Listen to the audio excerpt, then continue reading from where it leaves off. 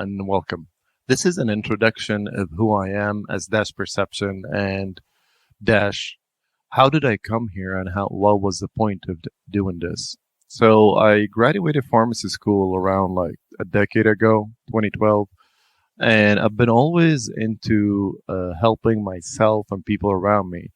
So I started as like the oldest sibling of four, and during this period of time, I all my siblings were getting bullied. So and I was such a scrawny kid, so I had to go to do more and learn how to defend them. So I learned martial arts, and that got me into the whole sport since a young age.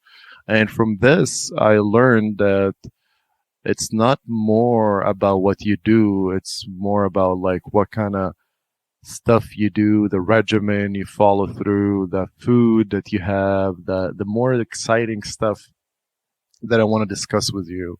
My point in this channel is to introduce you guys to who am I and what I want to do. So who am I? 34-year-old pharmacist, been working out for over a decade, a former fighter. I've been trying to kind of give this knowledge to more people so they'll be able to access their best shape, their best energy, their best life out of this. And coming through the pharmaceutical knowledge, I learned a lot about like biochemistry, how you can longevity align your body to do the same thing. How can you focus on one place and one diet at a time? No one diet will fit all. And it's not that you want to go high carb or high protein or high calories or low calories. It all depends. And honestly, you reach this point which you're not going to go or you're not going to reach what you wanted without trial and error. So through that, applying it to myself and people around me, I was able to discover what works pretty much for everyone if they applied the wrong process and parameters. The idea that you need to stick to a diet or a regimen the rest of your life, it's just not feasible and not possible as well. So from there, I kind of was understanding that, yeah, you need to be fasting some days, you need to be keto some days, you need to be carnivore some days, you need to be high carb or like vegetarian some days. It's all about the difference into the food you put in, the effort or amount of workout you put out, and what time the food comes in, which is essential, and what time the food will be more beneficial to you than other times. Same amount of food. So through this process of trial and error, I was able to understand that in order for me to maximize on my body and help everybody else, I just followed what biochemistry would tell me. I followed when the body would increase protein synthesis, when the body would increase fat into carb or energy source, when the body would make you actually be able to have more energy with less carbs, or at some point you would need to add carbs called refeeding syndrome, or like repeating days where like you've completely depleted out all your glycogen, all your sources of energy, and you're ready to go from there. So it's more of not only the knowledge, it's just also the practical technical details that you need to put into every day so you can maximize the potential of that day.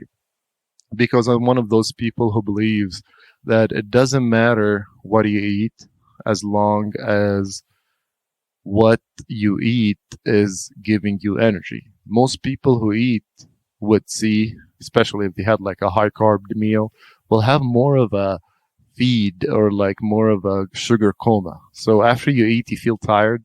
That's not the right food for you. If food doesn't give you energy, if nutrition doesn't optimize the behavior and the patterns and make you pretty much conquer your day, then really what is the point of it? So from there, I was looking and testing and pharmaceutically backing the background of what really is the thing that is more beneficial for me, what really can give me energy, what kind of food can I eat, and what time should I eat that food so I'd have that long sustainable energy, so I'll have more of a accepting that kind of resources, and my body is able to take it, transform it into energy, make it more where I am taking all these nutrition, but at the same time it's providing energy. It's not dropping, it's not spiking my insulin and then dropping and then I'm like in a sugar coma. It's not in a way where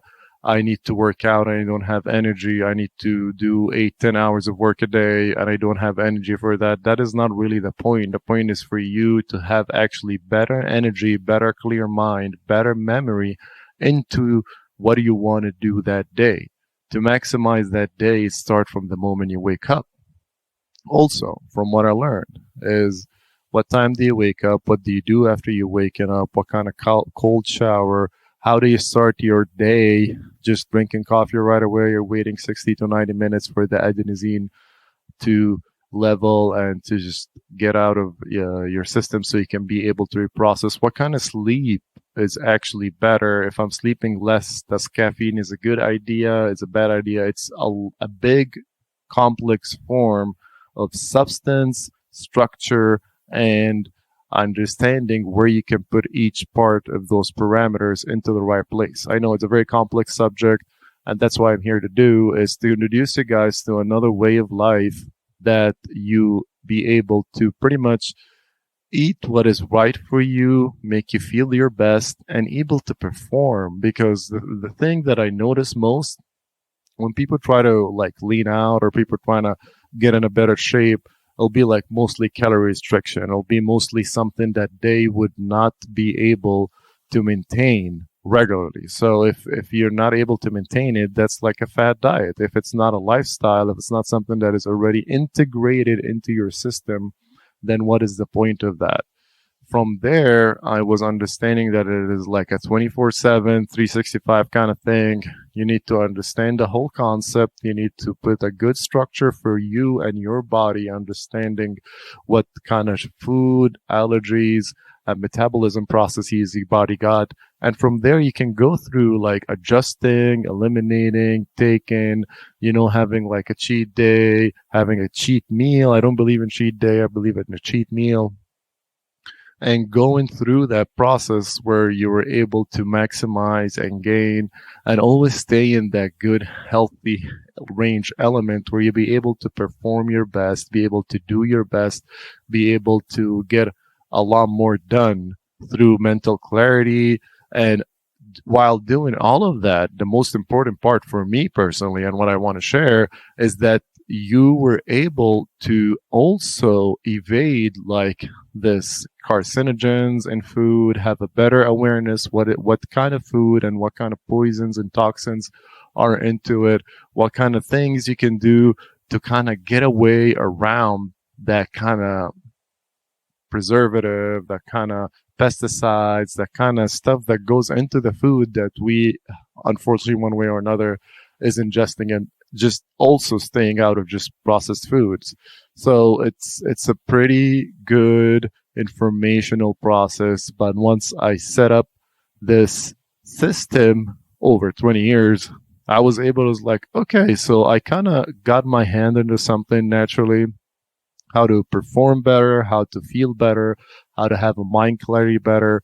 And through that, I was able to help a lot more people to get out of their blood pressure medication, to get out of diabetes, to get more out of like whatever funk or health condition they got. They can reverse that, they can feel better, they can actually keep going on the right track and feel and elevate from there, getting body composition better, getting the feelings better, getting the alignment better.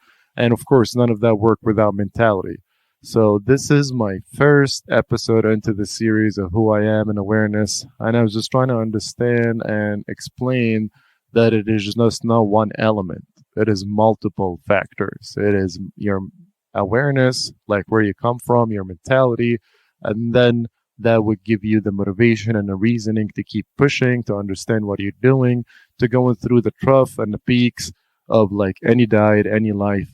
You have to be adjusted. You have to be mentally prepared. Patience, self-regulation, is not really a thing. I would consider more of, well, in order for you to be resilient, you just have to adjust. You have to adjust to different situations. You know, whatever you go through, it has to be, if it's tough, it's supposed to teach you something, but if it's not teaching you, you're not learning the lesson gonna keep repeating over and over and over again. We all know that. We all been through that multiple times. Stay focused, be healthy, be happy, and do the right thing.